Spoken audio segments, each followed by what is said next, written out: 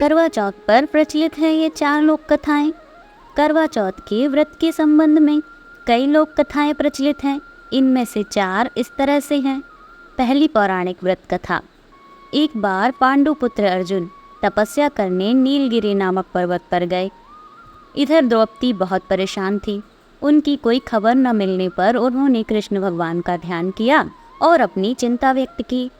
कृष्ण भगवान ने कहा, बहना, इसी तरह का प्रश्न एक बार माता पार्वती ने शंकर जी से भी किया था। तब शंकर जी ने माता पार्वती को करवा चौथ का व्रत बतलाया था। इस व्रत को करने से स्त्रियां अपने स्वभाव की रक्षा हर आने वाले संकट से वैसे ही कर सकती हैं जैसे एक ब्राह्मण ने की थी। प्राचीन काल में एक ब्राह्मण था। उसके 7 लड़के एवं एक गुणवती लड़की थी। एक बार लड़की मायके में थी, तब करवा चौथ का व्रत पड़ा। उसने व्रत को विधिपूर्वक किया। पूरे दिन निर्जला रही, कुछ खाया पिया नहीं। पर उसके 7 भाई परेशान थे कि बहन को प्यास लगी होगी, भूख लगी होगी, पर बहन चंद्रोदय के बाद ही जल ग्रहण करेगी। भाइयों से रहा नहीं गया। उन्होंने शाम होते ही बहन को बनावटी चंद्रोदय दिखा दिया। एक भाई पीपल के पेड़ पर छलनी लेकर चढ़ गया और दीपक जलाकर छलनी से रोशनी उत्पन्न कर दी। तभी दूसरे भाई ने नीचे से बहन को आवाज दी, देखो बहन, चंद्रमा निकल आया है, पूजन कर भोजन ग्रहण करो। बहन ने भोजन ग्रहण किया। भोजन ग्रहण करते ही उसके पति की मृत्यु हो गई। अब वह दुखी होकर विलाप करने लगी। तभी वहां से रानी इंद्राणी निकल रही थीं। उनसे उसका दुख देखा न गया। ब्राह्मण कन्या ने उनके पैर पकड़ लिए और अपने दुख का कारण पूछा। तब इंद्राणी ने उसे बताया कि तूने बिना चंद्र दर्शन किए करवा चौथ का व्रत तोड़ दिया, इसलिए यह कष्ट तुझे मिला। अब तू वर्ष भर की चौथ का व्रत नियम पूर्वक करना, तो तेरा पति जीवित हो जाएगा। उसने इंद्राणी के कहे अनुसार चौथ व्रत किया तो पुनः सौभाग्यवती हो गई। इसलिए प्रत्येक स्त्री को अपने पति की दीर्घायु के लिए यह व्रत करना चाहिए। द्रौपदी ने यह व्रत किया और अर्जुन सकुशल मनोवांछित फल प्राप्त कर वापस लौट आए। और तभी से अपने अखंड सुहाग के लिए हिंदू महिलाएं करवा चौथ का व्रत करती हैं। दोस्तों, ये थी पहली व्रत कथा। आइए अब सुनाती हूँ आपको दूसरी पौराणिक व्रत कथा। बहुत समय पहले की बात है। एक साहूकार के 7 बेटे और उनकी एक बहन करवा थी। सभी 7 भाई अपनी बहन से बहुत प्यार करते थे, यहाँ तक कि वे पहले उसे खाना खिलाते और बाद में स्वयं खाते थे। एक बार उनकी बहन ससुराल से मायके आई हुई थी। शाम को भाई जब अपना व्यापार व्यवसाय बंद करके घर पर आए तो देखा कि उनकी बहन बहुत व्याकुल थी। सभी भाई खाना खाने बैठे और अपनी बहन से भी खाने का आग्रह करने लगे, लेकिन बहन ने बताया कि उसका आज करवा चौथ का निर्जल व्रत है और वह खाना सिर्फ चंद्रमा को देखकर उसे अर्घ्य देकर ही खा सकती है। क्योंकि चंद्रमा अभी तक नहीं निकला है, इसलिए वह भूख प्यास से व्याकुल हो उठी है। अब सबसे छोटे भाई से अपनी बहन की हालत देखी नहीं गई और वह दूर पीपल के पेड़ पर एक दीपक जलाकर चलनी की ओट में रखाया। दूर से देखने पर वह ऐसा प्रतीत होता था जैसे चतुर्थी का चांद उदित हो रहा हो। इसके बाद भाई ने अपनी बहन को बताया कि चांद निकल आया है, तुम उसे अर्घ्य देने के बाद भोजन कर सकती हो। बहन खुशी के मारे सीढ़ियों पर चढ़कर चांद को देखती है, उसे अर्घ्य देकर खाना खाने बैठ जाती है।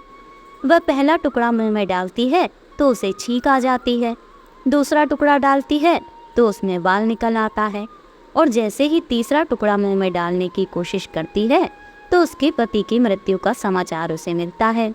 अब वह बौखला जाती है।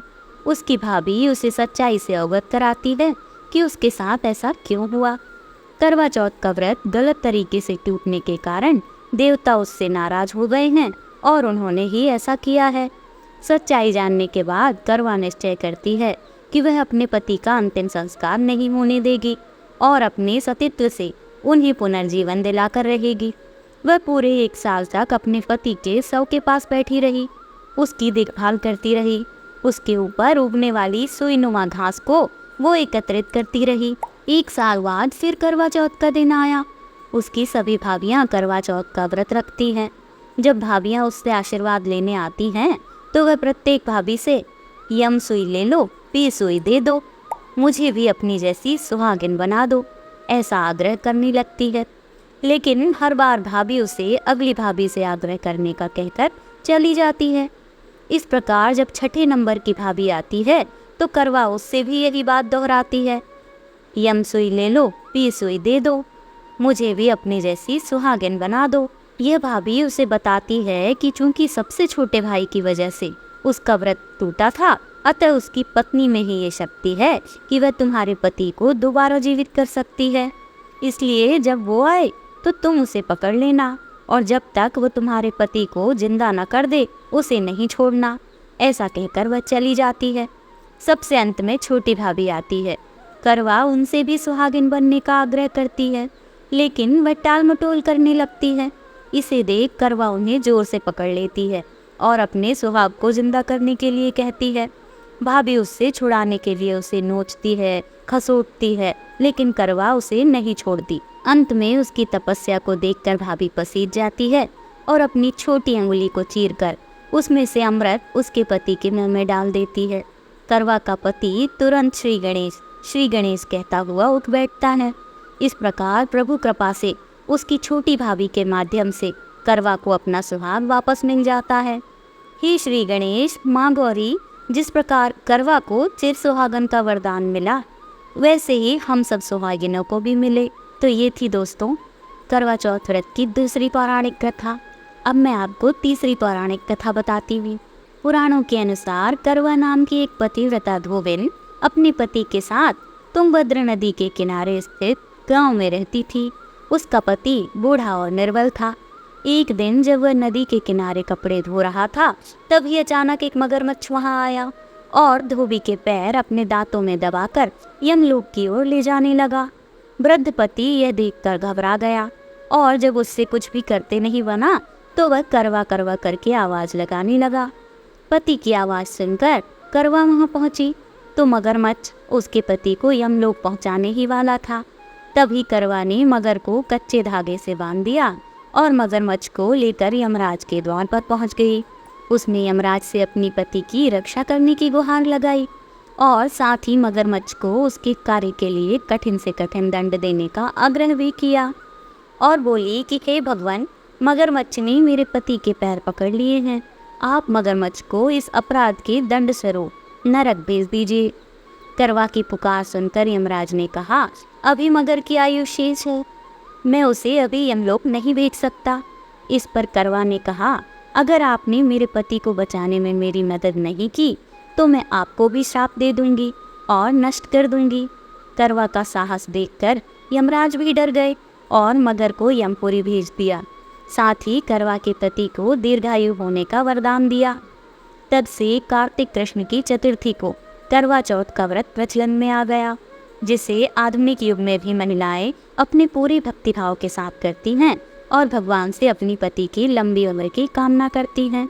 तो इस प्रकार थी ये व्रत की तीसरी कथा। आइए अब सुनाती हूँ करवा चौथ व्रत की चौथी पौराणिक कथा। बहुत समय पहले की बात है। बीरवती नाम की एक राजकुमारी थी। जब वह बड़ी हुई तो उसकी शादी एक राजा से हुई।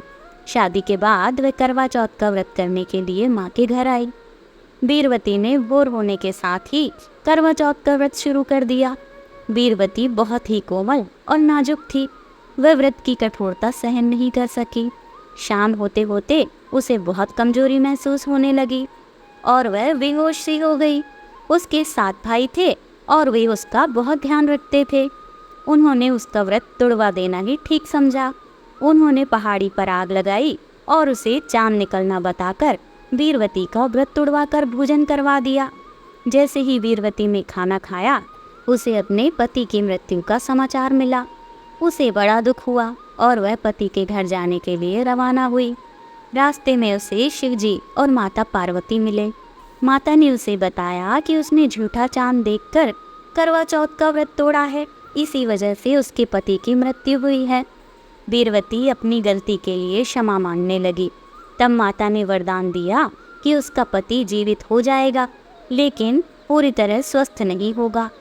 बीरवती जब अपने महल में पहुंची तो उसने देखा कि राजा बेहोश था और उसके शरीर में बहुत सारी सुइयां चुभी हुई थी। वह राजा की सेवा में लग गई। सेवा करते हुए रोज एक एक करके सुई निकालती और ऐसे ही 1 वर्ष बीत गया। अब करवा चौथ के दिन बेहोश राजा के शरीर में सिर्फ एक सुई बची थी।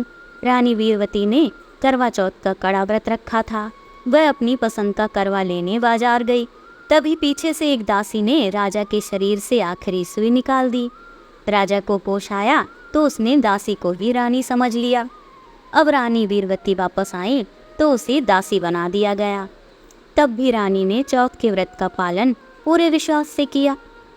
एक दिन राजा किसी दूसरे राज्य जाने के लिए रवाना हो रहा था तो उसने दासी वीरवती से भी पूछ लिया कि उसे कुछ मंगवाना है क्या।